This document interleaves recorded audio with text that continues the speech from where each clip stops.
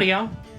So last month, at the end of last month, I went over to Johnson City, Tennessee to the Johnson City Train Show. Now this is the train show that is put on every year by the museum that used to be known as the George L. Carter Museum and is now simply known as the Johnson City Railroad Experience, which is an absolutely fabulous museum that we will be taking a look at a little later on down the line on this channel. Now, the Johnson City Train Show is held on the campus of East Tennessee State University in a building that they call the Mini Dome. Now, of course, at this train show, they had all of your typical vendors and display layouts and that sort of thing. They had all kinds of vendors, people selling everything from 3D printed buildings. There was actually even a guy who had a 3D printed PALS drive-thru, which, if you're someone who passes through the East Tennessee region frequently and have not had a big pal and a sweet tea from PALS, what are you doing? Like, get on it. Find the nearest PALS to you if you live in that area and go. Or if you don't live in that area, when you do come back through the Johnson City, Tennessee, Southwest Virginia, Northeast Tennessee area, you must go. But that was still pretty cool. Anyway, the Johnson City Train Show this year had a lot of really cool exhibits and some returning exhibits. My favorite exhibit that they had returning this year was the live steam setup. It's this large table that they had set up on the far back side of the stadium, and on this table they had G-gauge 45mm gauge trains running off of live steam. Now that I thought was super cool, because it's one thing to have a steam engine model, you know, like the one I have behind me, this little electric model. You know, those are fun, fine, and dandy, but it adds a whole other layer to the modeling experience whenever you can actually see and smell the steam and the steam oil. And that was actually the very first thing that I noticed, was they had this little AccuCraft live steam engine running around, and as it passed by I was like, that smells like 1702 or some other steam engine that I had gotten to be around a lot. And so I thought that was pretty neat, and I actually kept coming back and really enjoyed the live steam exhibit. And these are actually models that you can buy from a company called AccuCraft. There are a couple other manufacturers out there. Actually, this is live steam G-gauge model railroading is actually where the hobby got its start. It was just a bunch of guys building live steam models to run in their back gardens. These were kind of your wealthy Victorian elite men of the day, and they were building these live steam models that ran off of alcohol. And some of them still do run off of alcohol, but now it's most commonly some form of gas like butane. Now, there was one model on the live steam circuit that I found especially interesting because it burned coal. And whenever they fired that thing up, everybody in the exhibit hall rushed over because the familiar smell of coal smoke had filled the exhibit hall. And since the conversion of the Dollywood trains, the smell of burning coal has been very well missed in East Tennessee. But this little coal-fired DNRGW consolidation that they had running around, it was so cool. And at one point it actually spat out real cinders and sparks out of the smokestack and kind of shot sparks everywhere, and it was really cool. But that aside, there were plenty of great vendors and exhibits. They, of course, had your modular groups. They had a local T-Track, N-Scale T-Track modular group set up over there. There was one T-Track module in particular that I found kind of fun, and that was this module that was a Star Wars module. And it had, you know, the Forest Moon of Endor, an AT-AT, and I'm really showing my nerdiness on this one. And they even had what I thought was really cool, an actual little hovercraft that circled around a module with the Sarlacc, I think it's called, the little tentacle monster that lives in the sand in the sixth Star Wars film that they're getting ready to push the heroes into the Sarlacc pit. But all that aside, yeah, the T-Track modules are pretty cool. At some point, I actually do want to start my own T-Track module and maybe even start a modular group at some point later on down the line. Right now, I ain't got the time for any of that. Now, another exhibit that I found very fascinating while I was at the Johnson City Train Show was actually this modular group that had a layout depicting the Virginia Creeper. Now, the Virginia Creeper, otherwise known as the Norfolk and Western Abington branch, was a short branch line that was originally its own independent short line railroad that had later been taken over by the Norfolk and Western, and it ran between Abingdon, Virginia, and West Jefferson, North Carolina. And very similar to other railroads in the area like the Clinchfield or the ETNWNC, the Virginia Creeper actually kind of developed its own legend about it. And even though the rails have since been pulled up, and actually the old railroad grade is now a hiking trail that you can actually hike or ride your bike all the way from one end to the other, you know, it still kind of lives on in the memory of the folks who lived along its route. And if you've ever enjoyed the works of O. Winston Link and his beautiful black and white photography of the Norfolk and Western during the twilight of steam era, you will have most definitely seen some images of an N&W Mastodon, that would be a 480 type steam locomotive, coming down the Abingdon branch. But these guys had an absolutely marvelous modular layout set up. It was depicting the area around West Jefferson. So they had the West Jefferson Depot, the little runaround track, a functioning water tank. I actually think that was a Broadway Limited water tank, and I have wanted one of those for years. I'm still waiting to be able to snag one up. But no matter where I went in the exhibit hall, the Virginia Creeper exhibit was actually probably my favorite one. And now, to be fair, there was plenty of other exhibits. There was, of course, the famous Carolina Sippin' and Switchin' Society layout, which was, you know, it's very popular. Whenever the big layout from North Carolina comes, the Switchin' and Sippin' Society, whenever they bring their big layout out, everybody likes it. I don't particularly like the really big layouts like that, where there's just so much going on that you can't really follow what's happening. I much prefer the kind of smaller model railroads, the kind of smaller layouts where it just kind of depicts, you know, just small, quiet, rural scenes. I much prefer that. And that's just because I'm a weirdo who prefers narrow gauge and short line railroads. But aside from that, that layout was absolutely spectacular, and it was a really good train show. They had another exhibit that had actually a lot of full-size train artifacts, all antique railroad equipment. They had plenty of exhibits featuring, of course, the local legend railroad for the area is the East Tennessee and Western North Carolina Railroad. So they did have exhibits that featured the ETNWNC. They also had a really neat exhibit that had a bell from a logging shay. I think it was a W.M. Ritter logging shay. And the bell said, "Please ring." And so I did. I'm a rule follower over here after all. Sometimes. Anyway, yeah, the show was really great, and I was originally only going to spend like 2 hours in the show, and not long after I had entered the show building, it kind of dawned on me that this is not going to be a quick little in and out 2 hour excursion. And I actually found some stuff that is particularly neat that I will be covering in future videos. But while we're on the subject of things that I picked up, let's go over some of the neat little things that I did get to pick up. This little feller right here came home with me.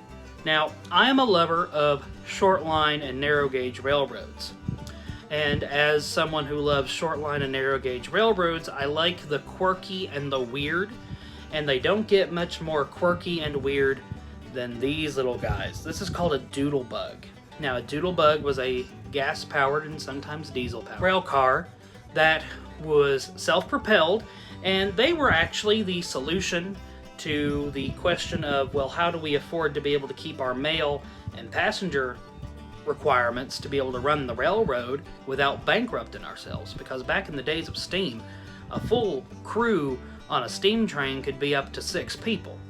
And that doesn't really help whenever you have 6 guys working a train that it might be 1 mail car, 1 box car, and a passenger car that's only half full.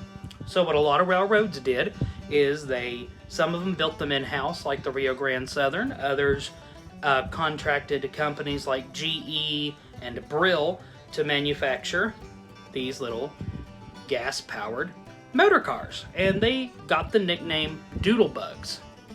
And they were really neat. They had all kinds of unique little jobs that they could do. The one that I have right here is an unpainted version, and I'm not totally sure what I'm going to do with it yet. Part of me kind of wants to model the Alaska Railroad in one of their Doodlebugs with it. And then part of me also kind of wants to make the rivet counter purists upset by turning it into a bastardized version of the East Broadtop M1. So, we'll see if I can upset the rivet counters on that one, if I get that brave.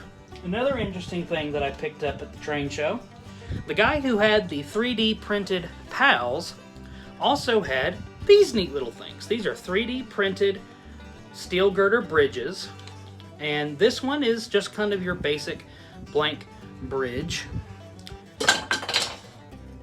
It's 3D printed, it'll be fine. And this one actually is specifically printed to where it can perfectly situate a piece of Cato Unitrack, which I have plenty of. And I love bridges. I think every model railroad should have a tunnel, a bridge, and a station. If it does not have those 3 things, in my mind, I don't register it as a proper model railroad. Me and my weird quirks and oddities aside. And there was a couple other things. Whenever I go to these train shows, I like to do a lot of wheeling and dealing. I'll buy, locomotives and cars throughout the year that I don't particularly care for. And what I'll do is I'll hang on to them. And even if I don't particularly like them or they don't really suit what I'm going for on my layout or what I'm doing at the time, I'll hang on to that piece. And then whenever I go to one of these train shows, I will try to see if I can sell it or trade it for something that I do want. And that's how I got into possession of the little Doodlebug here. Now, the big thing that came from the Johnson City Train Show was a whole box of HO scale buildings. Now, anyone who knows me knows I model N scale. So what on earth am I doing with an entire box of HO scale buildings? Well, the name on this depot should give folks who know me personally a bit of a clue. That's right, that's Newland. Now Newland is the town that I grew up in. It's a little town, the great big city of Newland, and it's 2 whole stoplights. But Newland, for those who are familiar with the East Tennessee and Western North Carolina Railroad, was one of the stations along that route. So I saw this big box of buildings, and sticking out of the top of this big box of buildings was this model of the Legion Street shops that the East Tennessee and Western North Carolina Railroad used. The shop building is still standing. The prototype of this building still stands and is still used by the East Tennessee Railway. This thing is massive. This is just under 2 feet long and about 8.5 inches wide. It is a very big, beefy structure.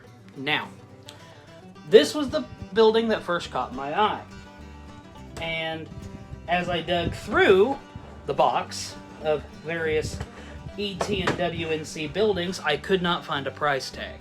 And so I kept digging through, and I eventually got to the Newland Depot. So I asked the guy, how much do y'all want for the Newland Depot, if you're willing to parse this collection up. And the guy said, well, we're not willing to parse that collection up, but we'll sell you the entire box for $25. So, I immediately asked, who is the rightful owner of the box? And he said, well, it's owned by our club. It's owned by our group, the Kingsport Model Railroad Club. And I said, okay, take me to your leader.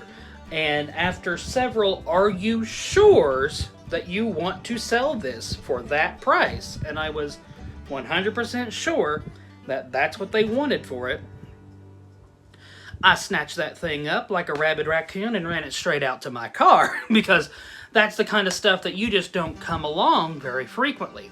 And inside there were all kinds of other depots. There was 2 cranberry depots, Shoals Mills, Elk Park, the Johnson City Car Barn, and another engine house structure that I'm not entirely sure of its origin, or what its prototype is.